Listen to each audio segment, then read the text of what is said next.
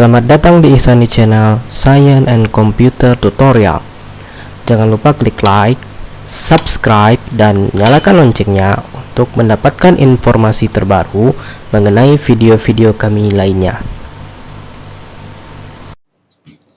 Oke, pada video ini kita akan membahas mengenai beberapa jenis isomer pada senyawa alkil halida.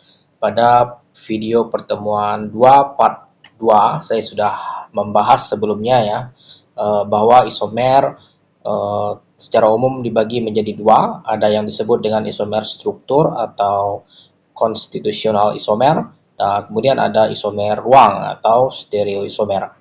Nah, kemudian untuk contoh-contoh isomer struktur ini sudah saya bahas pada saat membahas contoh-contoh isomer pada senyawa hidrokarbon ya. Ada yang disebut dengan isomer kerangka dan kemudian ada yang disebut dengan isomer posisi. Dan kemudian untuk isomer ruang atau stereoisomer ini juga sudah saya bahas mengenai isomer geometri pada senyawa alkina ya, misalnya ada isomer cis dan trans, dan juga ada isomer E dan Z. Silahkan disimak kembali video pertemuan 2 part 2 untuk dapat memahami jenis-jenis isomer pada senyawa hidrokarbon tersebut.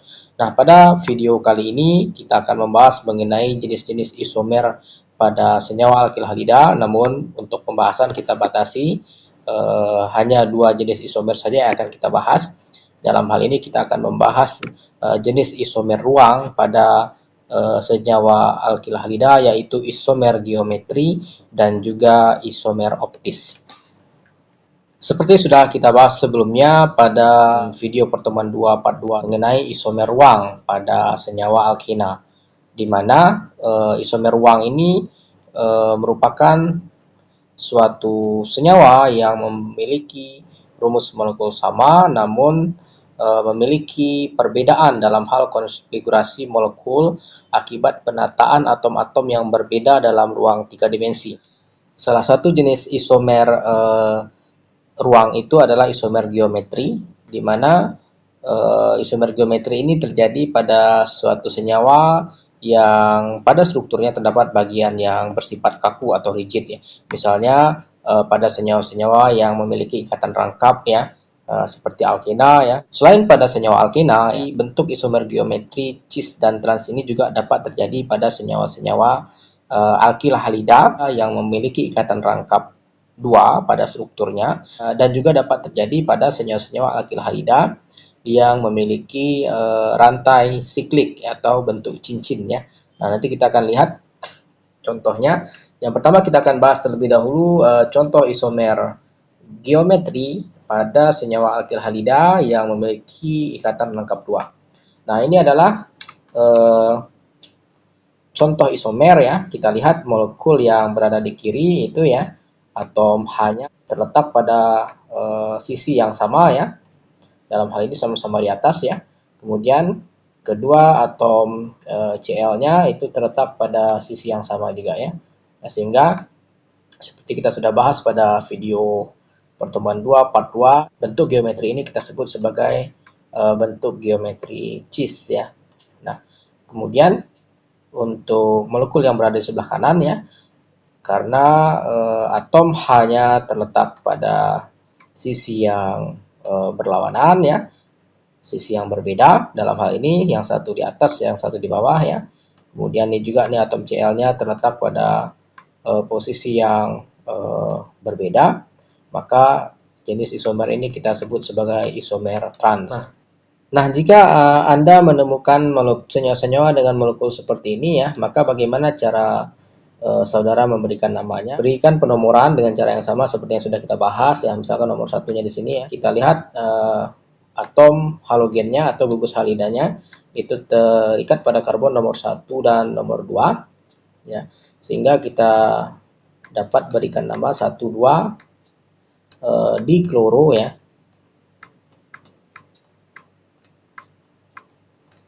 Nah, karena kerangka hidrokarbonnya terdiri dari 2 karbon ya, kerangka alkananya ini, maka kita sebut dia etana ya. Tetapi kan Anda bisa perhatikan di sini ada ikatan rangkap ya, sehingga tidak tepat kalau kita sebut sebagai etana, tetapi yang tepat adalah etena, sehingga dia diberi nama 1,2 dikloroetena. Nah, kemudian perlu diperhatikan ya, karena senyawa ini memiliki bentuk geometri cis ya, maka langkah lebih baik lagi jika di depannya kita beri nama cis ya, kemudian beri tanda strip cis 1,2 dikloroetena. Nah, kemudian untuk senyawa yang di kanan ya, karena tadi sudah kita jelaskan bahwa ini adalah trans, bentuk geometri trans, maka namanya adalah kita awali dengan trans, kemudian sama ya, Cl-nya juga di nomor 1 dan nomor 2 ya, maka sama ini 1,2 dikloro etena ya. Nah, jadi kesimpulannya senyawa 1,2 dikloroetena ya itu dapat memiliki bentuk geometri berupa cis ataupun trans. Nah, antara cis dan trans ini merupakan suatu isomer ya. Jadi ada yang disebut dengan isomer cis, ada yang merupakan isomer trans. Jadi di mana kedua senyawa ini memiliki rumus molekul yang sama. Kalau kita lihat ini kan rumus molekulnya, karbonnya sama-sama 2, C2, H-nya juga 2 ya. H2, Cl-nya 2. Jadi C2, H2, Cl 2. Tapi bisa bentuknya seperti ini dan bisa bentuknya seperti ini. Nanti kita akan bahas pada video pertemuan 5 part 1 ya, mengenai sifat fisika dan kegunaan senyawa-senyawa alkil halida. Kita akan bahas bahwa alkil halida dalam bentuk geometri cis dan trans itu akan memiliki perbedaan sifat fisika ya. Kita akan bahas di video berikutnya. Kemudian isomer geometris cis dan trans selain dapat kita amati pada suatu alkil halida yang memiliki ikatan rangkap ya, seperti yang sudah kita bahas tadi, juga dapat kita amati pada suatu senyawa alkil halida yang memiliki kerangka berupa kerangka siklik atau kerangka berbentuk cincin ya, atau kerangka sikloalkana. Nah, sebagai contoh, senyawa yang di kiri ini kita beri nama cis 1,2 dibromo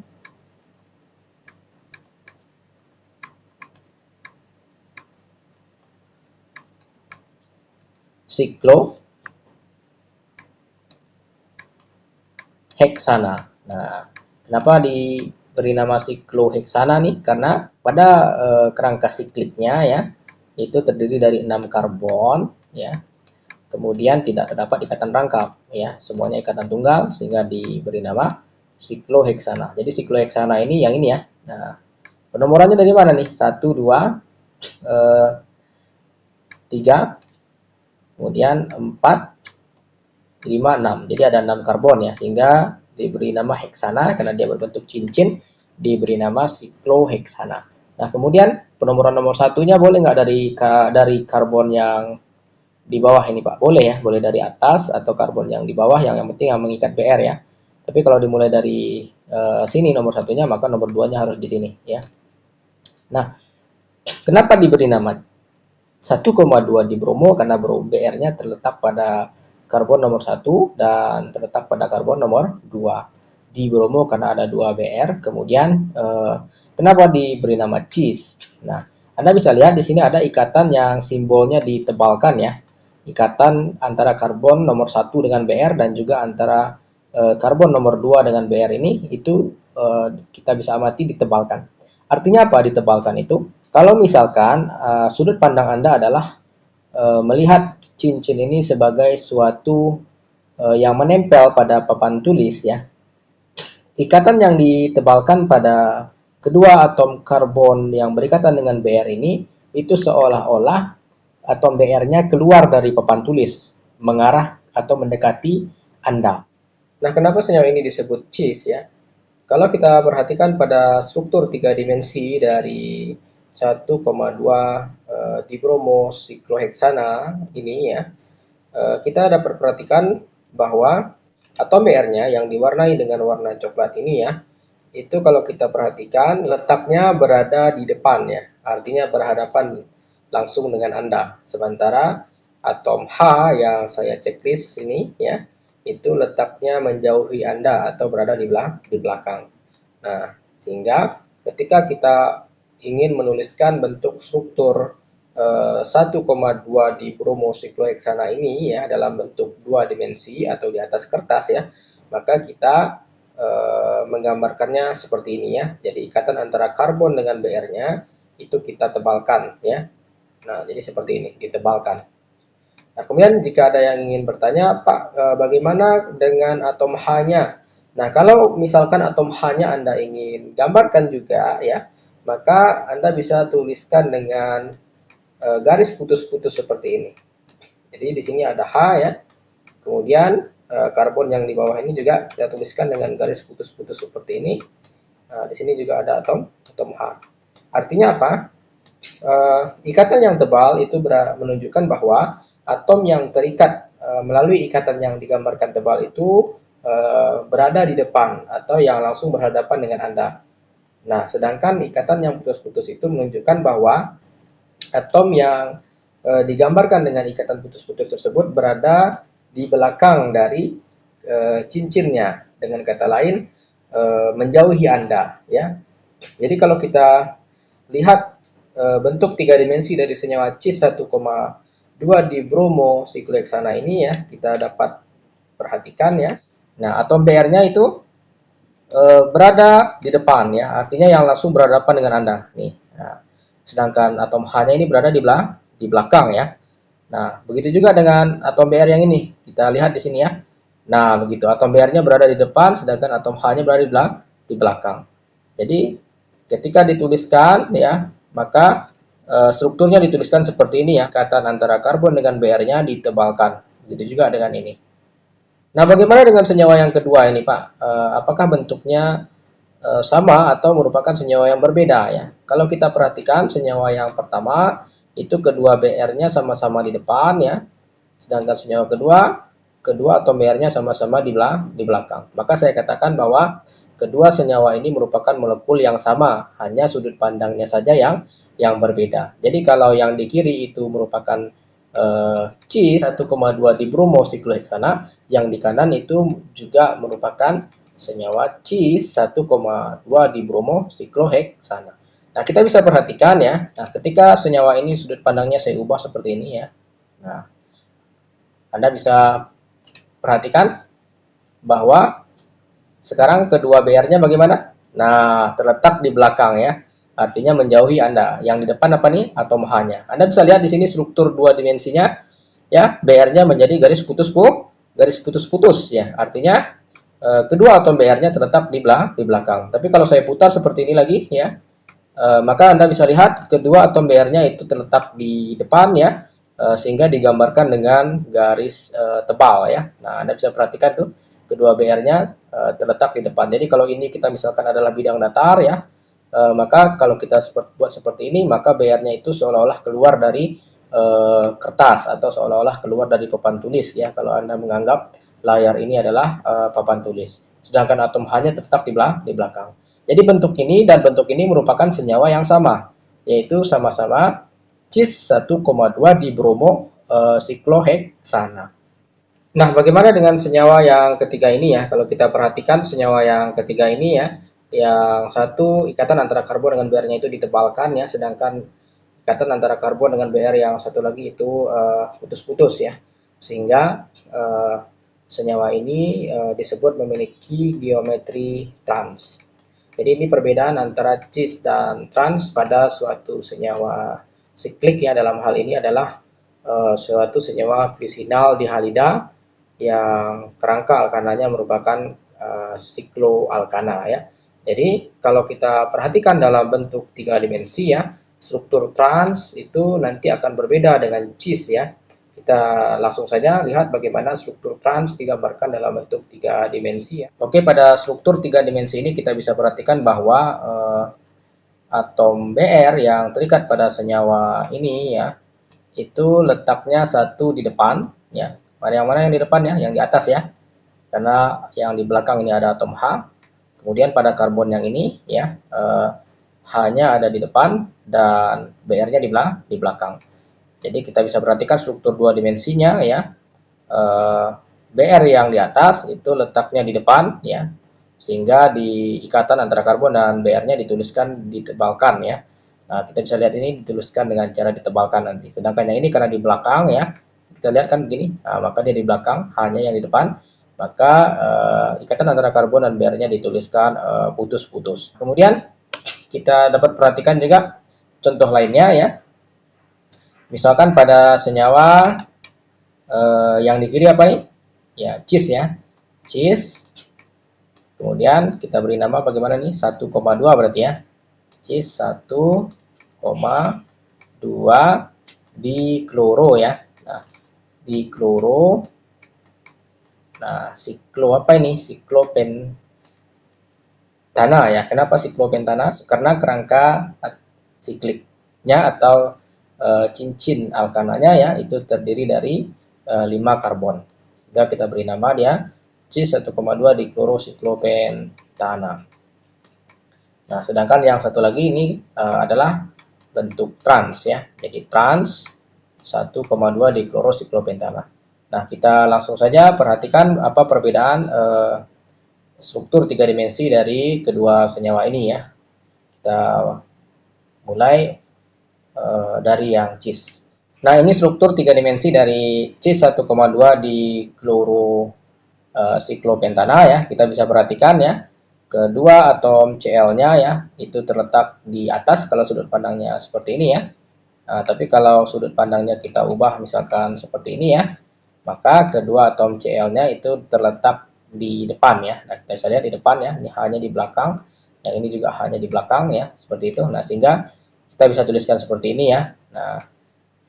Nah pada trans 1,2 di klorosiklopentana ya, kita bisa perhatikan bahwa atom Cl-nya ini yang berwarna hijau ya. Yang satu letaknya di atas, yang satu letaknya di bawah. Atau kalau sudut pandang kita adalah seperti ini ya. Yang satu letaknya di belakang nih ya, yang Cl yang di atas di belakang ya. Ini ada H, ini karbon, ini letaknya di belakang, sedangkan yang di bawah itu kita bisa lihat nih Cl-nya terletak di depan, sedangkan H-nya di belakang. Sehingga dalam bentuk struktur 2 dimensi ini dituliskan seperti ini ya. Cl yang di atas ikatannya dibuat putus-putus garisnya, sedangkan Cl yang di bawah ikatannya ditebalkan. Berikutnya jenis isomer yang akan kita bahas pada video kali ini adalah isomer optis pada molekul alkil halida. Isomer optis merupakan isomer yang mampu memutar bidang cahaya terpolarisasi searah atau berlawanan arah jarum jam. Kalau kita belum memahami apa yang dimaksud dengan isomer optis, maka kita akan menganggap seolah-olah kedua senyawa yang saya gambarkan pada slide itu merupakan senyawa yang sama ya. Padahal kedua senyawa ini adalah senyawa yang berbeda. Nah, kenapa bisa begitu? Nanti akan saya jelaskan. Sebelum kita memahami dan membedakan mana isomer optis yang memutar bidang cahaya terpolarisasi searah dengan jarum jam dan mana yang berlawanan dengan arah jarum jam, maka terlebih dahulu pada kesempatan ini saya akan menjelaskan mengenai apa yang dimaksud dengan molekul kiral dan atom C kiral. Molekul kiral itu merupakan molekul yang pada strukturnya terdapat atom C kiral atau disebut juga dengan atom C asimetris. Jadi apabila pada suatu struktur senyawa organik atau senyawa obat nantinya ya memiliki atom C kiral atau atom C asimetris ya, maka molekulnya disebut sebagai molekul kiral. Nah, kemudian apa itu atom C kiral atau atom C asimetris?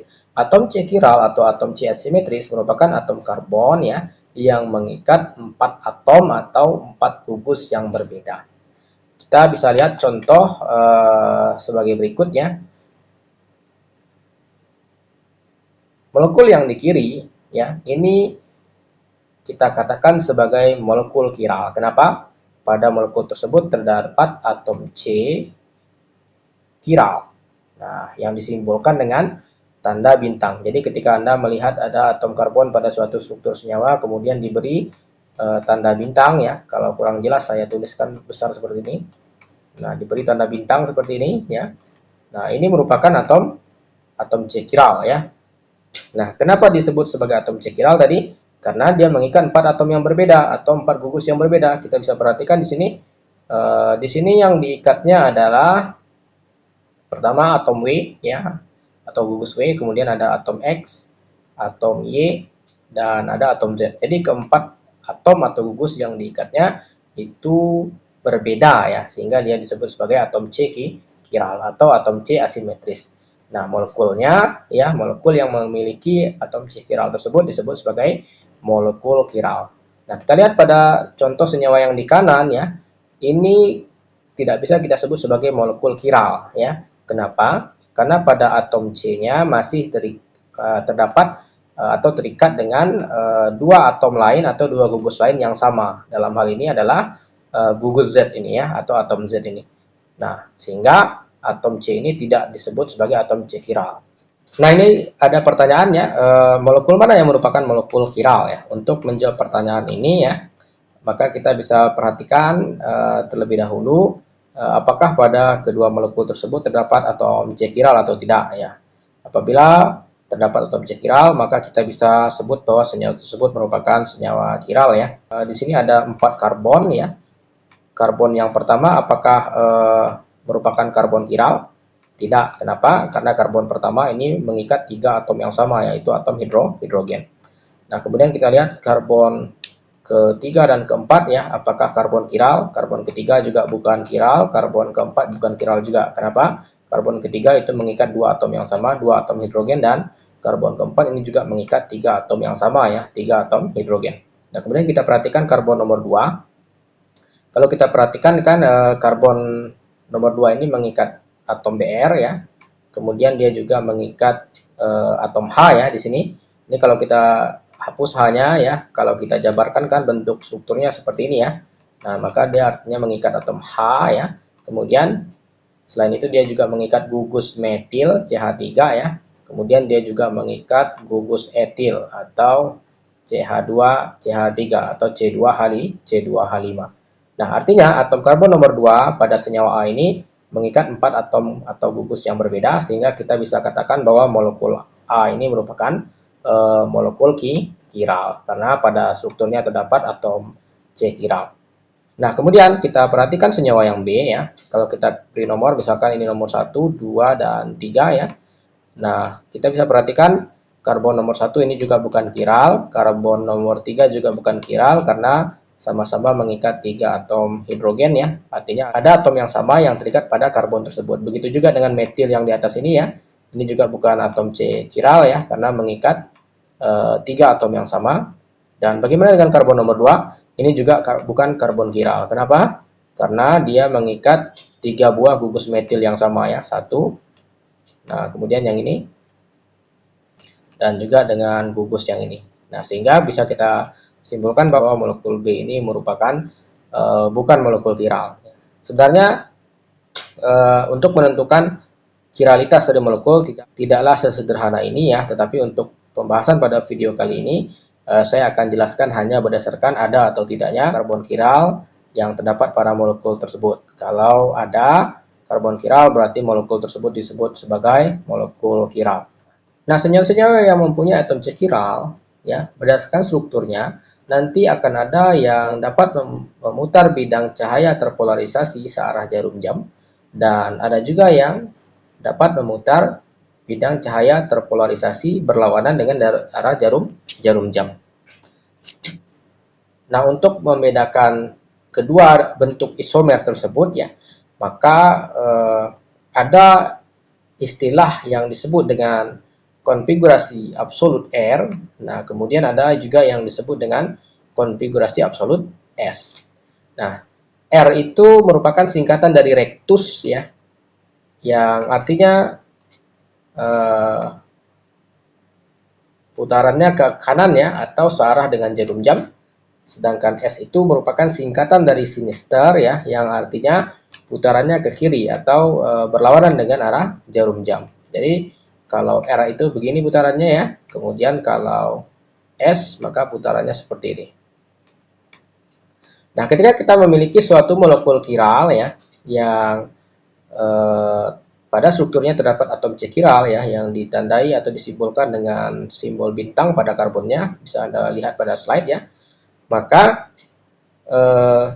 secara tidak langsung ya struktur tersebut itu memiliki suatu bentuk konfigurasi absolut ya, bisa R atau bisa S. Oleh karena itu pada video ini akan dibahas ya bagaimana cara menentukan jenis konfigurasi absolut yang terdapat pada senyawa tersebut. Untuk menentukan konfigurasi absolut R dan S tersebut ya, maka cara yang pertama adalah tentukan atau tandai atom C kiral ya. Ya, di sini kita tandai dengan memberikan tanda bintang ya.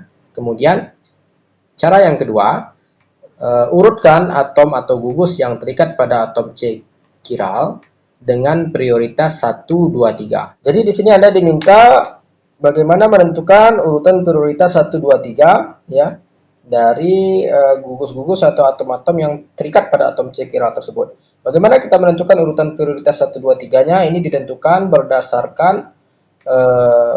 nomor massa ya atom-atom atau gugus prioritas yang disebut dengan prioritas pertama adalah yang memiliki massa atom yang terbesar. Nah, kita bisa perhatikan atom C kiral ini ya mengikat 4 gugus. Yang pertama gugus Br, yang kedua ini ada gugus etil di sebelah kiri, kemudian di sebelah bawah yang ikatan yang garisnya tebal itu ada gugus metil ya, dan garis putus-putus itu ada atom H.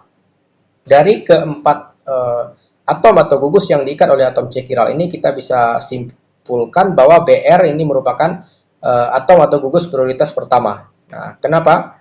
Karena atom Br ini memiliki nomor massa yang paling besar. Kita bisa perhatikan pada tabel periodik unsur nanti atom Br itu massanya berapa ya. Itu massanya paling besar di antara atom karbon dan atom H. Nah, kemudian untuk prioritas kedua, bagaimana cara menentukannya? Untuk prioritas kedua di sini yang dipilih adalah atom karbon pada gugus etil.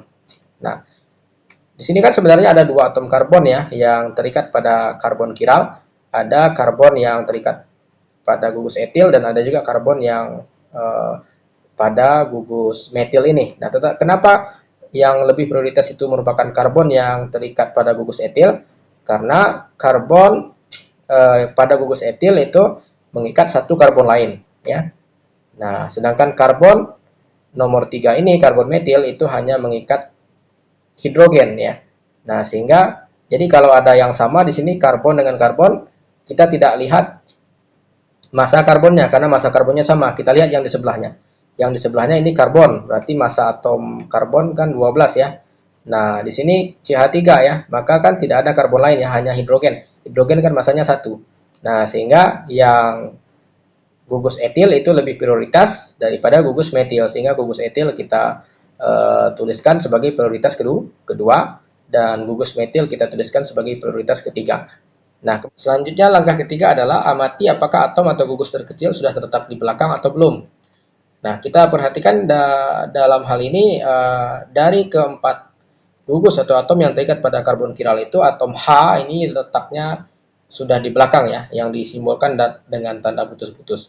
Maka apabila syarat 1, 2, 3 ini sudah terpenuhi, selanjutnya kita tinggal menentukan arah putaran atom-atom atau gugus-gugus prioritas 1, 2, 3 tersebut. Nah, kita lihat putarannya bagaimana dari nomor 1, nomor 2 di bawah ya, 2, dan nomor 3 di kanan, 3. Jadi putarannya apa nih? Berlawanan arah jarum jam. Sehingga dapat kita simpulkan bahwa molekul tersebut mempunyai konfigurasi absolut S ya. Karena apa? Karena arah putaran 1, 2, 3-nya berlawanan dengan arah gerak jarum jam ya. Nah, jika kita perhatikan antara kedua senyawa ini ya, antara S2-bromobutana dan R2-bromobutana ya, maka kita bisa perhatikan bahwa kedua senyawa tersebut memiliki struktur yang berbeda ya dalam hal penataan atom-atom yang terikat pada atom C chiral tersebut dalam ruang 3 dimensi. Nah, kita bisa perhatikan pada senyawa S2 bromobutana ya, yang berada di sebelah kiri itu merupakan gugus etil, sedangkan yang berada di sebelah kanan itu merupakan gugus metil ya. Sementara atom Br dan atom H-nya itu posisinya sama dengan senyawa yang di sebelah kanan ya. Jadi kita tidak akan bahas atom Br dan H-nya karena letaknya sama. Atom Br-nya letaknya sama-sama di atas kedua senyawa ini, atom H-nya letaknya sama-sama di belakang. Nah, kita perhatikan gugus metil dan etilnya. Jadi perbedaannya terletak pada posisi gugus metil dan etilnya ya, kalau sudut pandang kita seperti ini.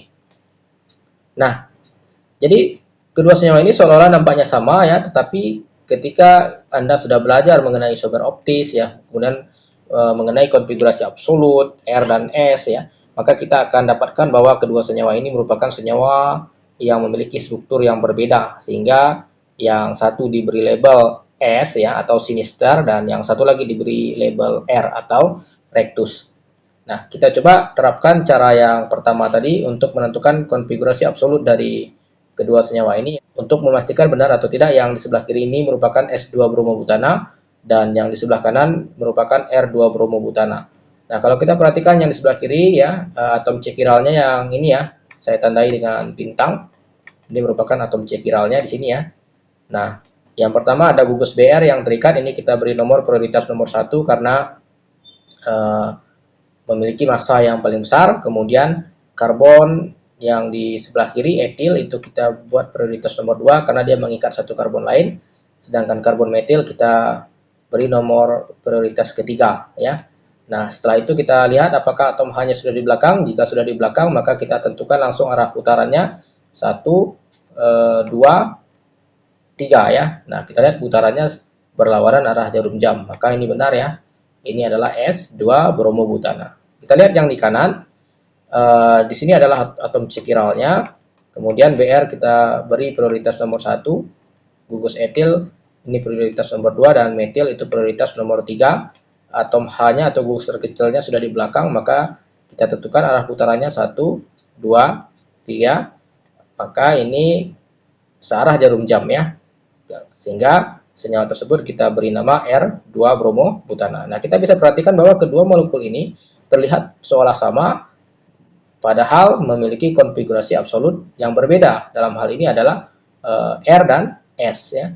Kita akan saksikan bagaimana bentuk 3 dimensi dari molekul ini ya, untuk memahami dengan baik ya bahwa S dan R itu merupakan suatu senyawa yang memiliki struktur yang berbeda. Nah, struktur 3 dimensi yang saya tampilkan gambarnya di sebelah kanan layar saya ini ya, ini merupakan struktur 3 dimensi dari S2 bromobutana ya. Kita dapat perhatikan bahwa pada S2 bromobutana gugus etilnya terletak di sebelah kiri ya, sedangkan metilnya terletak di sebelah kanan, kemudian H-nya di belakang ya, dan atom Br-nya di atas. Apakah senyawa ini sama dengan R2 bromobutana kalau misalkan sudut pandangnya diubah ya? Kan bisa saja dibalik Pak, kalau misalkan metilnya dipindahin ke kiri, tentu sama tuh Pak dengan senyawa yang di kanan R2 bromobutana. Nah, Anda perlu perhatikan sebelum menyimpulkan seperti itu, Anda bisa perhatikan di sini bahwa ketika kita balik posisinya seperti itu ya, memang benar metilnya berada di kiri sama dengan R2 bromobutana ya, metilnya di kiri ya, dan etilnya di kanan. Benar nih, etilnya di kanan, metilnya di kiri seperti R2 bromobutana. Tapi perlu Anda ingat bahwa di sini metilnya berada di depan dan H-nya berada di belakang. Metilnya kan ikatannya garisnya tebal nih, H-nya kan garisnya putus-putus nih. Coba Anda perhatikan senyawa yang Anda balik tersebut. Nah, di mana metilnya? Di belakang ya. Di mana H-nya? Di depan. Jadi antara S dan R itu bukanlah senyawa yang sama. Jadi dengan demikian dapat kita simpulkan bahwa senyawa S dan R itu bukanlah senyawa yang sama, tetapi senyawa yang berbeda. Nah, ini kemudian yang S ini kemudian saya hapus ya. Saya gantikan dengan tampilan struktur yang R. Nah, kita lihat pada struktur 3 dimensi ini merupakan struktur 3 dimensi dari R2 bromobutana. Metilnya di kiri, etilnya di kanan ya. BR-nya di atas, H-nya di belakang kita lihat. Nah, kita coba balikkan dia seperti ini supaya metilnya di kanan seolah-olah terlihat mirip dengan S2 bromobutana ya. Nah, tapi kita lihat tidak sama ya. Kenapa? H-nya di depan ya. Nah, metilnya berada di belakang. Sementara pada S2 bromobutana itu yang di belakang adalah H, sedangkan yang di depan adalah gugus metil. Nah, ini adalah bukti bahwa secara tiga dimensi ya, bahwa antara S2 bromobutana dan R2 bromobutana itu merupakan struktur yang berbeda ya, sehingga kita sebut dia sebagai isomer karena memiliki rumus molekul yang sama, namun secara struktur mereka memiliki struktur yang berbeda akibat penataan letak atom-atom yang berbeda pada atom cekiralnya ya, yang mana yang di depan, yang mana yang di belakang, yang mana yang di kiri, yang mana di kanan itu berbeda. Nah, R dan S2 bromobutana ini disebut juga sebagai enantiomer atau pasangan enantiomer. Apa itu enantiomer? Enantiomer merupakan dua stereoisomer yang merupakan bayangan cermin yang satu sama lain, bersifat tidak identik, sama seperti halnya tangan kiri dan kanan. Jadi kalau Anda perhatikan, tangan kiri dan tangan kanan itu seolah-olah sama ya. Begitu juga dengan kaki kiri dan kaki kanan, seolah-olah sama. Tapi coba ketika Anda pakai sepatu, apakah bisa sepatu kanan dipakai kaki kiri atau kaki kiri dipakai sepatu untuk kaki kiri dipakai di kaki kanan? Tentu tidak bisa ya. Jadi sebenarnya bersifat tidak identik ya. Nah, jadi sama halnya seperti S2 bromobutana dan R2 bromobutana ini. Ya, jadi dia sebenarnya bersifat tidak identik ya, sama seperti tangan kanan dan tangan kiri, begitu juga dengan kaki kanan dan kaki kiri begitu ya. Nah, apabila suatu campuran mengandung senyawa S2 bromobutana dan R2 bromobutana dalam jumlah yang sama, maka campuran tersebut disebut dengan campuran rasemat. Apa itu campuran rasemat? Campuran rasemat ini adalah campuran yang terdiri dari pasangan enantiomer dalam jumlah yang sama. Sebagai contoh tadi yang sudah saya sebutkan sebelumnya, campuran antara R dan S2 bromobutana dalam jumlah yang sama, maka itu disebut dengan campuran rasemat. Nah, kemudian tentu timbul pertanyaan berikutnya, kenapa Pak kita perlu memahami konfigurasi absolut R dan S, kemudian kita perlu memahami apa yang disebut tadi enantiomer atau isomer yang merupakan bayangan cerminnya, dan kenapa pula kita perlu mengetahui istilah yang disebut dengan campuran rasemat ya. Nah, kenapa Anda perlu memahami itu semua? Sebagian besar senyawa obat pada strukturnya itu juga terdapat atom C chiral ya, di mana obat-obat tersebut bisa saja dijual atau digunakan dalam bentuk isomer murninya, misalkan hanya isomer S atau isomer R-nya saja, dan bisa jadi obat-obat tersebut digunakan dalam bentuk campuran rasemat. Bisa jadi suatu senyawa yang memiliki konfigurasi R misalnya ya, itu berkhasiat sebagai obat, bisa jadi isomernya yang memiliki konfigurasi S itu bersifat toksik, sehingga kita perlu memahami dengan benar ya, dan dapat membedakan ya struktur dari kedua enantiomer ini.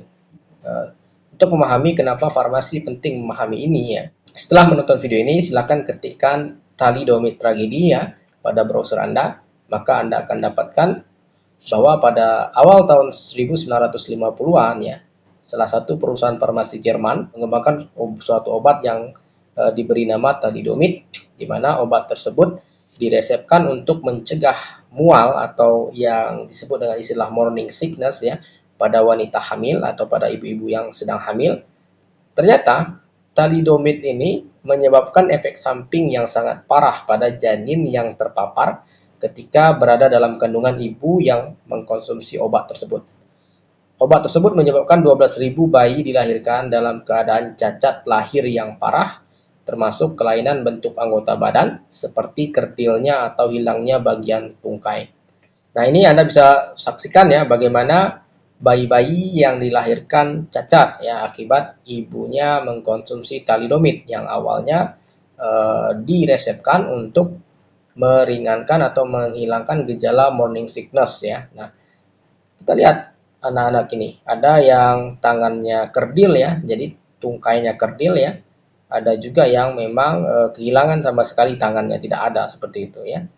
Nah, Anda akan dapatkan fakta yang sangat mencengangkan ya mengenai tragedi thalidomid ini nantinya. Nah, kenapa hal ini bisa terjadi? Karena thalidomid memiliki dua bentuk isomer optis, di mana antara satu isomer dengan isomer yang lain itu memiliki efek yang berbeda. Jadi ada yang disebut dengan S-thalidomid dan ada nanti yang disebut dengan R-thalidomid. Nah, ternyata pada beberapa hewan ya, enantiomer S ya, dalam hal ini adalah S-thalidomid itu ternyata bersifat teratogenik ya. Sedangkan enantiomer R itu memang merupakan suatu penenang yang efektif. Oleh karena itu ketika campuran rasemat thalidomid ini ya diberikan kepada ibu hamil tentunya ya, selain dapat bersifat sebagai penenang ya, ternyata dapat memiliki efek samping teratogenik ya, yang dapat menyebabkan kecacatan pada janin yang sedang dikandungnya. Nah, kemudian muncul ide, bagaimana Pak kalau kita pisahkan antara isomer R dan S thalidomid ini, sehingga yang kita berikan pada ibu hamil hanya yang isomer R thalidomidnya saja. Ternyata karena adanya pengaruh pH dalam tubuh itu dapat menyebabkan isomer R tadi dapat mengalami proses yang disebut dengan rasematisasi. Artinya isomer R-thalidomid tadi dapat juga berubah menjadi S-thalidomid dalam tubuh. Sehingga nantinya di dalam darah ya itu akan terdapat campuran antara R dan S-thalidomid ya. Sehingga bahkan jika obat yang diberikan itu hanya isomernya R ya, maka efek samping tersebut tidak akan dapat dihindari. Kenapa? Karena di dalam darah R-thalidomid itu dapat mengalami rasematisasi menjadi S-thalidomid ya. Nah, ini adalah struktur dari R dan S-thalidomid ya, di mana R-thalidomid ini bersifat sebagai sedatif ya, dan S-thalidomid ini bersifat teratogenik. Nah, selanjutnya saya ingin menjelaskan bagaimana cara menghitung jumlah isomer optis pada suatu senyawa yang memiliki atom C chiral atau pada suatu molekul chiral. Nah, jumlah isomer optis dapat dihitung dengan rumus 2 pangkat N, di mana N adalah jumlah atom C chiral pada molekul tersebut. Sebagai contoh, pada molekul 2-bromobutana ya, itu terdapat satu atom C chiral ya. Kita sudah bahas tadi 2-bromobutana terdapat satu atom C chiral ya, yaitu pada karbon nomor 2. Maka dengan rumus ini ya, kita bisa peroleh bahwa jumlah isomernya adalah 2 di pangkat 1. Jadi kan rumusnya tadi 2 pangkat N. N itu jumlah atom C chiralnya. Maka jumlah isomernya sama dengan 2 di pangkat N sama dengan 2 di pangkat 1. 2 pangkat 1 itu sama dengan 2. Artinya, molekul 2-bromobutana itu memiliki dua bentuk isomer optis. Yang mana tuh isomer optisnya tadi? Ada yang disebut dengan R2-bromobutana dan kemudian ada yang disebut dengan S2-bromobutana. Maka kalau kita lihat pada struktur thalidomid ini ya, pada molekul thalidomid itu terdapat satu atom C chiral ya. Sehingga kalau kita terapkan dengan rumus 2 pangkat N tadi ya, maka jumlah isomernya sama dengan 2 di pangkat 1 sama dengan 2. Jadi thalidomid memiliki dua isomer optis, yaitu R thalidomid dan S thalidomid. Begitu juga tadi dengan 2-bromobutana ya.